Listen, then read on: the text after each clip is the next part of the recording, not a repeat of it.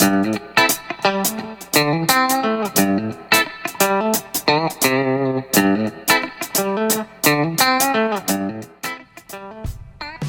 wanted to do another update on this, on my new Corydora that were added this past weekend. I got them on Friday. On Saturday, I noticed a couple of them were a little thin, so yeah, the tank's a little cloudy because there is some Paracleanse in there, and this was day one of the Paracleanse, but everybody was doing better, and you're going to see that I've been feeding them some black worms, and I moved the colony of black worms over to this container to keep instead of the little cup that they came in. But yeah, here's the tank that they're in. I took the Java fern that I've been keeping in a bucket in the garage and put it in here. We'll see how it does, and you'll see these little guys and gals all over the place. I did pick up 6 Sterbai, I think it's Sterbai, Corydora. Nobody's corrected me in the comments yet. I need that. Is it a Sterbai or a Sterbai? And then there are also 3 emerald greens. I already had 4 emerald greens, so these 3 will make 7. And I have 1 Sterbai, Corydora, in the 75 gallons. So these 6 will make 7. So there'll be 14 between the 2. And there's 3 Paleatus in there as well. I'm probably at the max right now for Corydoras when I move these over. You see I got rid of the little cup there. But yeah, I probably should have left the light a little bit lower because it is, you can see that it was probably easier to see with the light a little bit lower.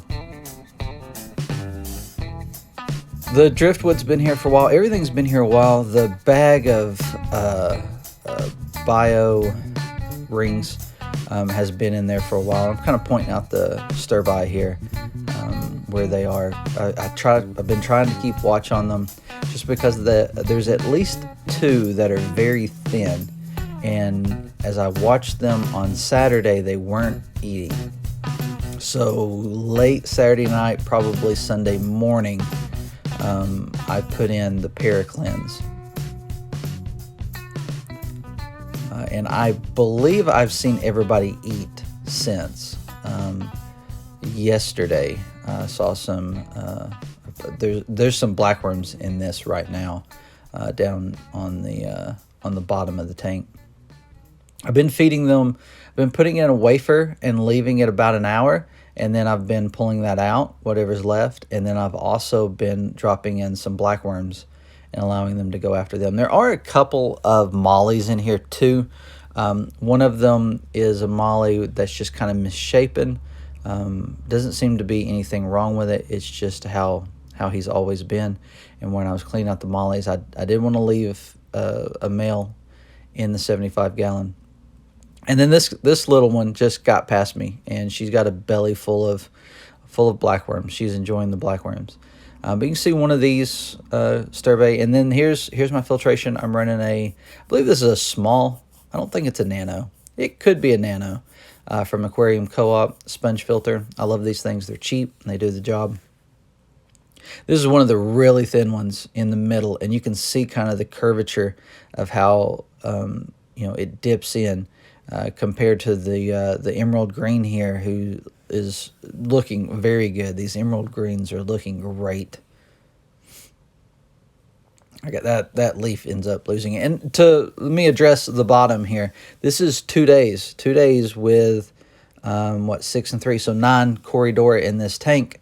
This is their waste. This is what's all over the place. So this was actually, I filmed this just before I cleaned out their tank.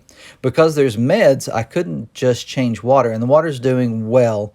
I may just barely be seeing ammonia in this tank, and I haven't tested for anything else because it's been cycled for well over a year.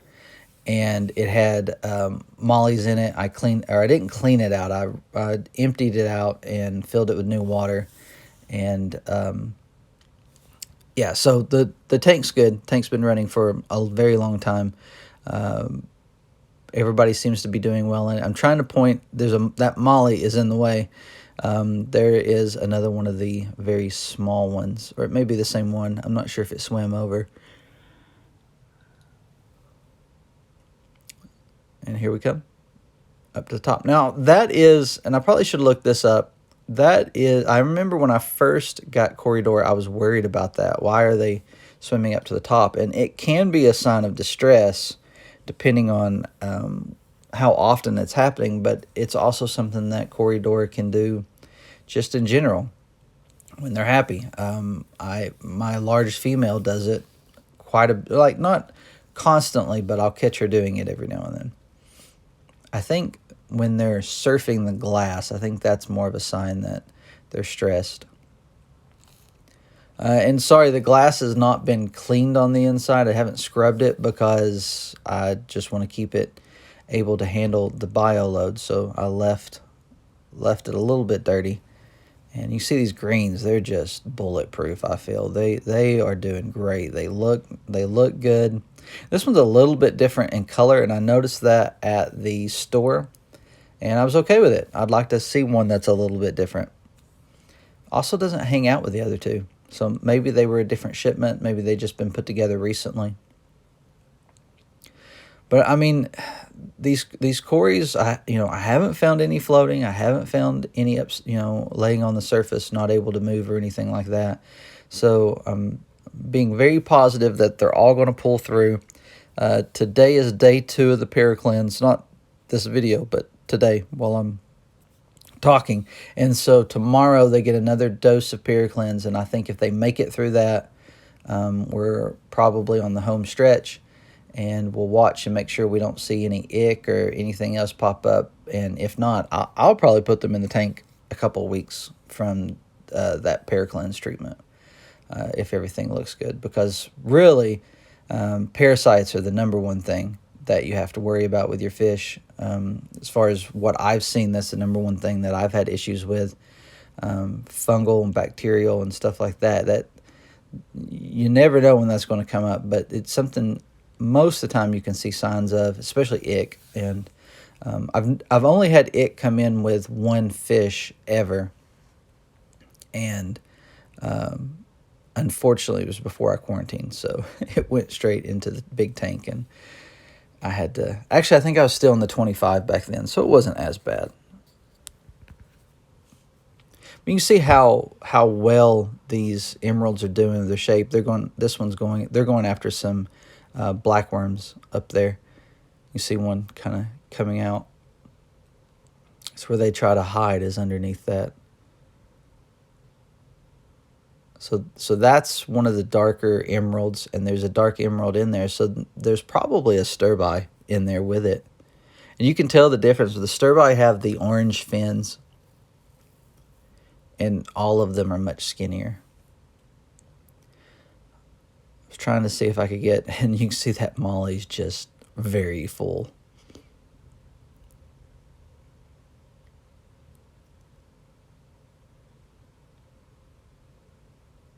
All right, this definitely shows how nasty it was. Now, it wasn't so bad until that emerald cory started going after those worms and really stirred it up.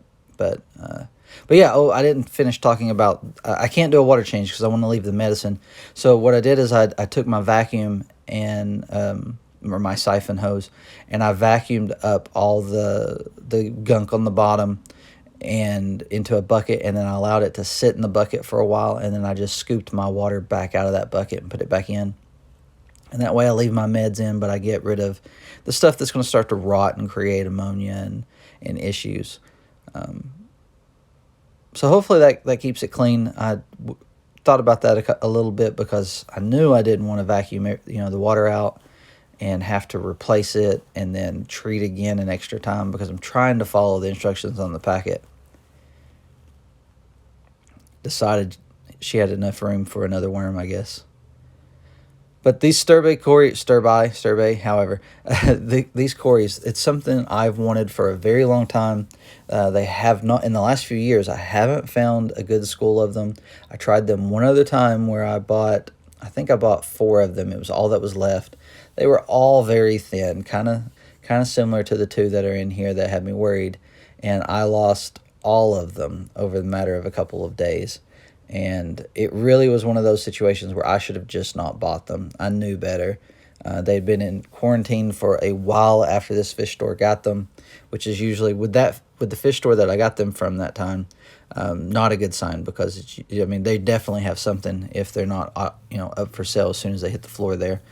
And I waited. I called for a couple of weeks, and they were like, "No, they're not ready yet. No, they're not ready yet." And they had a ton of them when they first got them, and then when they were ready and I came in to get them, those 4 were the only ones left. And I don't know that they were sold. I think they actually had that many losses. And they probably thought they were good to go, but, man, they did not survive just a couple of days. And so I was disappointed, and they didn't have any more for a very long time. So these are the first ones I've seen in years as far as being able to get the 6 that I wanted.